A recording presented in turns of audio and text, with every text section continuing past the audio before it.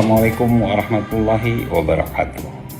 Saya Nova Iriansyah, pelaksana tugas Gubernur Aceh, menyampaikan selamat dan sukses atas terselenggaranya acara FITAS, Finding the Talented Students, yang diselenggarakan di Pondok Pesantren Al-Falah Abu Lam'u tahun 2020.